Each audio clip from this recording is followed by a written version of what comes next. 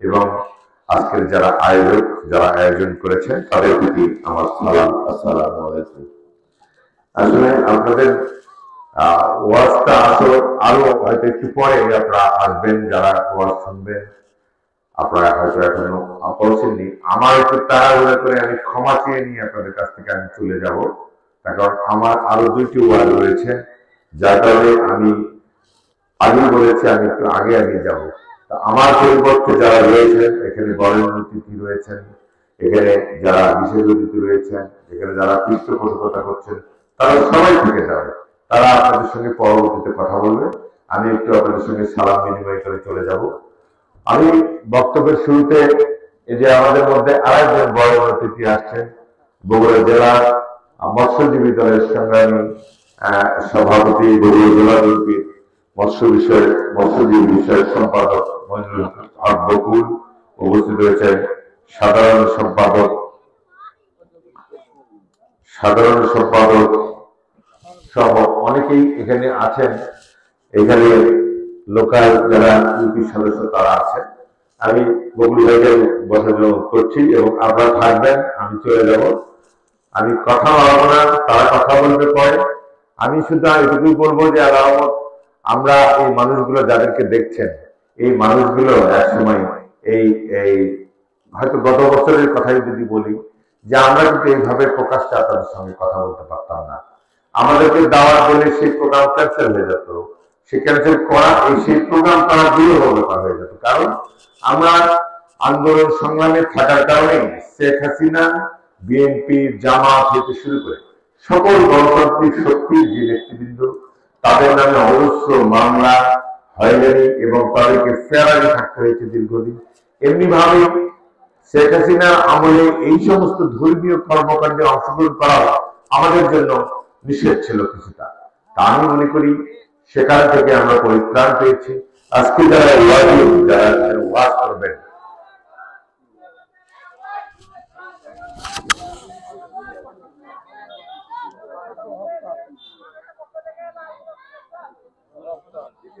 এখানে দ্বিতীয় বক্তা যিনি, উনিও আসছেন। এখন উনি কথা বলবেন, হয়তো আমার পরে কথা বলবেন। তা আমি বক্তব্য বলতে এখানে তো আসলে আমরা যারা ওয়াজের আয়োজন করেছেন তাদেরকে আমি আমাদেরকে দাওয়াত করেছেন, আমাদেরকে সম্মান করেছেন, এজন্য আমার দলের পক্ষ থেকে আমি কৃতজ্ঞতা জানাচ্ছি, ধন্যবাদ জানাচ্ছি। এবং আজকের যে মাদ্রাসার উন্নয়ন কল্পে আমার বিশ্বাস যে আমার এক পাশে সাবেক চেয়ারম্যান, এক পাশে বর্তমান চেয়ারম্যান আছেন, তাদের কোনো না কোনো হাতের ছোঁয়া আমি না বলেই বলছি এখানে এই মাদ্রাসায় আছে। আর এটা আমার বিশ্বাস। যারা বিএনপি রাজনীতি করে, যারা শহীদ জিয়ার আদর্শের সৈনিক, তাদেরকে কিন্তু বলতে হয় না। তারা এখানে, আমি কিন্তু অন্ধের মতো বললাম যে এই মাদ্রাসার উন্নয়ন কল্পে এখানে বিএনপির কিছু না কিছু সাহায্যের ব্যাপার রয়েছে এবং সেটা আমি শুনলাম যা আছে। তা আমরা দীর্ঘ 15টি বছর ধরে আমাদের এই সরকারি দায়িত্ব থেকে আমরা দূরে রয়েছি। আমাদের ভোট ডাকাতির মাধ্যমে, ভোট চুরির মাধ্যমে, স্বৈরাচারী কায়দায় আমাদেরকে দায়িত্বের বাহিরে রাখা হয়েছে এবং যার কারণে এখানে নির্বাচন হলেই এখানে বিএনপির থেকে জাতীয় সংসদ সদস্য নির্বাচিত হয়, উপজেলা চেয়ারম্যান নির্বাচিত হয়, বিএনপি তো হয়, বিএনপি ইউনিয়ন পরিষদের নির্বাচন এখানে শত বাধার মধ্যে এখানে নির্বাচিত হয়। কিন্তু আমি এমন এক এলাকায় আজকে ওয়াজ করছি, আমার দুই পাশে 2 চেয়ারম্যান রয়েছেন, একজন সাবেক, একজন বর্তমান। তাদের 2টা নির্বাচনই আমি লক্ষ্য করেছি যে এই এলাকায় যে নির্বাচনটা হয় সেটা সাবধান ইউনিয়নের কোথাও হয় না। এই এলাকার মানুষজনকে তাদেরকে বাধ্য করা হয় এই সরকারি দলের পক্ষে ভোট দেওয়ার জন্য। সঠিক কিনা বলেন? আপনারা বাধ্য হয়ে যে তাদেরকে ভোট দেন। আপনারা কি মনের থেকে ভোট দেন? এই দেখেন, আপনার মনের থেকে ভোট দেন না। যাদের মনের থেকে ভোট দেন না, দেখেন আল্লাহ কি ইশারা, তারা কিন্তু আপনাদেরকে এই বিশাল একটা এলাকার মানুষকে বাধ্য করে ভোট দেওয়ার জন্য, তারপর চেয়ারম্যান কপাল তাদের হয়নি। এটাই হলো নিয়ম। অথচ আমি মনে করি এই উদ্দিরগোলা বাজার সংশ্লিষ্ট ওই এলাকাটা একদম কঠিন বিএনপি এলাকা, একদম বিএনপি উদ্যোজিত এলাকা, যেখানে কোনো সন্দেহ নেই, এটা আমার জানা। কিন্তু এই ইউনিয়ন পরিষদের নির্বাচনে আপনাদের প্রতি যে অন্যায় করা হয়েছে, যে জুলুম করা হয়েছে, তারা এখন কোথায়? আবার তো ইউনিয়ন পরিষদের নির্বাচন হবে, আমরা এবার দেখতে চাই। আসুন, মাঠে আসুন, আপনাদের কত জনপ্রিয়তা আছে আমরা একটু দেখতে চাই। আপনাদেরকে বলতে চাই, যে অন্যায়গুলি করেছেন সেই অন্যায়গুলি করা তো দূরের কথা, স্বপ্ন যদি দেখেন, স্বপ্ন দেখলেও আপনাদের অবস্থা খারাপ হয়ে যাবে। আমরা বলতে চাই, বহু অন্যায় করেছেন, এলাকার মানুষকে বাধ্য করেছেন আওয়ামী লীগ করতে, এলাকার মানুষকে বাধ্য করেছেন নৌকাকে ভোট দিতে, যে নৌকাকে মানুষ ঘৃণার চোখে দেখে, বগুড়ার মানুষ আপনারা বাধ্য করেছেন। তা আপনাদেরকে বলতে চাই, এই যে মানুষদেরকে বাধ্য করেছেন, কই আপনাদের বগুড়ার জন্য একটা উন্নয়ন আনতে পারেন না? কই বগুড়ার তো উন্নয়ন করেন না আপনারা? আপনারা কিসের আওয়ামী লীগ করেন? আপনারা যারা আওয়ামী লীগ করেছেন, আপনারা কিসের আওয়ামী লীগ করেন? আপনারা বগুড়ার উন্নয়ন করেন কেন? কেন বিভাগ হয়নি বগুড়ায়?